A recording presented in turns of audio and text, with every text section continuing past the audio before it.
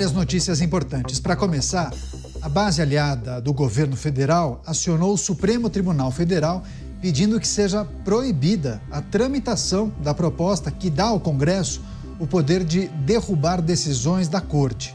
Ao todo, os aliados do Planalto protocolaram 2 ações, alegando que a restrição ao trabalho do STF é inconstitucional e não respeita o princípio da separação dos poderes. O ministro Nunes Marques, indicado por Jair Bolsonaro, foi sorteado como relator dessas ações. Vamos chamar os nossos comentaristas, vamos analisar, trazer os muitos aspectos que envolvem essa movimentação de parlamentares da base aliada. Roberto Mota, ao vivo, do Rio de Janeiro. Mota, seja muito bem-vindo, ótima noite a você.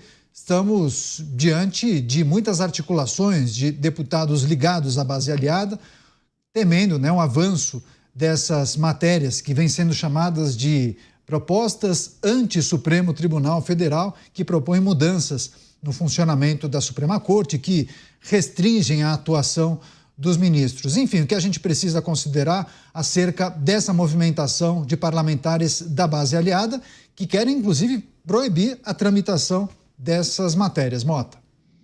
Eles poderiam pedir logo o fechamento do Congresso, Caniato. Seria mais prático, mais rápido, mais honesto. Boa noite para você, boa noite aos meus colegas de bancada, boa noite, nossa audiência. Na verdade, esses projetos que estão andando no Congresso visam justamente garantir a independência dos poderes. Nenhum projeto é perfeito.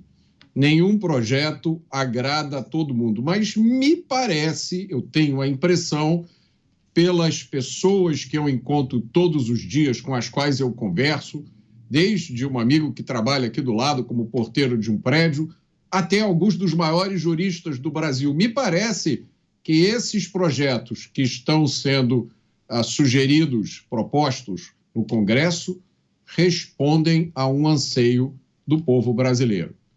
Um anseio que tem a ver com 2 coisas, principalmente. Primeiro, um sentimento de injustiça que as pessoas têm hoje, que a maioria dos brasileiros tem, porque estão vendo muitas coisas erradas que não sofrem qualquer tipo de punição razoável e coisas certas que são consideradas direitos que sofrem restrições. Esse é o primeiro problema que faz com que as pessoas se sintam mal. A segunda questão, que está no sentimento de todo mundo, é que o voto parece que não representa mais nada. Porque você vota, Sim. elege um Congresso, mas as decisões que esse Congresso toma são modificadas por poucas pessoas não eleitas. A gente volta a tratar das questões que envolvem a mobilização de parlamentares por conta do chamado pacote anti-STF. Antes dessa entrada ao vivo, a gente refletia justamente sobre alguns parlamentares que tentam impedir, no próprio STF, a tramitação das matérias que, de certa maneira, impactariam no funcionamento do Supremo Tribunal Federal. Deixa eu chamar o Cristiano Beraldo também com a gente. Beraldo, seja bem-vindo. Ótima noite a você. Estamos trazendo a informação, mobilização de parlamentares da base aliada que querem impedir a tramitação dessas PECs, um pacote de medidas que vem sendo chamado de pacote anti-STF, e para isso acionam o próprio STF. Pois é, o nome é ruim, né, Caniato? A gente não tem que ser anti-STF, não. Nós temos que ser a favor de um Brasil equilibrado, que funcione, que os poderes atuem conforme a lógica de uma estrutura democrática prevê. Boa noite a você, ao Dávila, ao Mota, a nossa audiência que nos prestigia diariamente aqui nos Pingos nos Is. Olha, o que acontece hoje é que essa inversão de papéis, ela acaba trazendo consequências muito graves, porque a lógica da divisão de poderes, dos 3 poderes, em que o legislativo tem o papel de elaborar as leis, de aperfeiçoar o ordenamento jurídico que faz com que o país funcione. O executivo, ele executa as leis. Então, se prevê uma discussão longa, o processo legislativo, ele, em geral, é positivo que ele não seja rápido, porque a discussão com os representantes eleitos do povo tem que ser uma discussão profunda, considerando vários aspectos, até que a maioria vence. E, a partir daí, o executivo ele tem que funcionar com agilidade para que, dentro das leis estabelecidas pelo legislativo, ele entregue um resultado à população. E o papel do judiciário é um papel silencioso, é um papel que, uma vez provocado, o Supremo Tribunal Federal, nesse caso, ele olha para a Constituição, a Carta Magna, aquilo que rege o funcionamento do país, conforme estabelecido pelo Congresso. Então, ele olha a Constituição e ele decide, sob a ótica da Constituição, naqueles casos que tem razão, naqueles casos que desafiam a lei constitucional.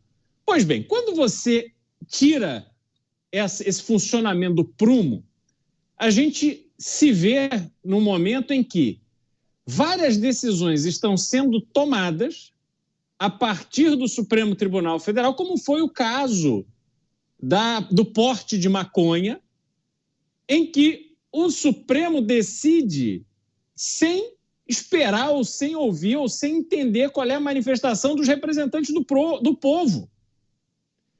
E outras decisões vão sendo tomadas, só que eles não representam o povo, eles representam a Constituição. E o papel deles, a vida cotidiana dos ministros, Caniato, mudou demais. Eu falo isso porque sou testemunha ocular. Eu me lembro, quando jovem, do ministro Oscar Dias Correia dirigindo o seu Opala para cima e para baixo. Eu conheci o falecido ministro Moreira Alves, quando, acompanhando meu pai, encontrei com ele no metrô, ele ministro do Supremo Tribunal Federal. Me lembro do ministro Rezec chegando em Santa Rita do Sapucaí, com a sua família, dirigindo seu carro, sem nenhum sinal de riqueza, de luxo, de viver distante da realidade do povo. Eram juízes que decidiam sob a ótica da lei. Mas hoje não. Hoje, para piorar a situação, além de estarem decidindo sobre temas do cotidiano da vida dos brasileiros, que elegeram um Congresso para fazê-lo, esses ministros vivem num altar, rodeados de seguranças e bajuladores, fechados em seus gabinetes, voando pela FAB para cima e para baixo, o mundo afora, frequentando os grandes bailes do mundo, os grandes eventos. Ora, isso não é ter o sentimento do que é o Brasil de verdade. Isso não é acompanhar a realidade que temos na vida do nosso país. Então é preciso que a gente restabeleça a continuidade do processo que foi concebido na repartição de poderes e estabelecidos pela Assembleia Constituinte na nossa Constituição. Tá certo, a gente segue acompanhando essas movimentações, vários assuntos hoje para a gente repercutir com os nossos comentaristas.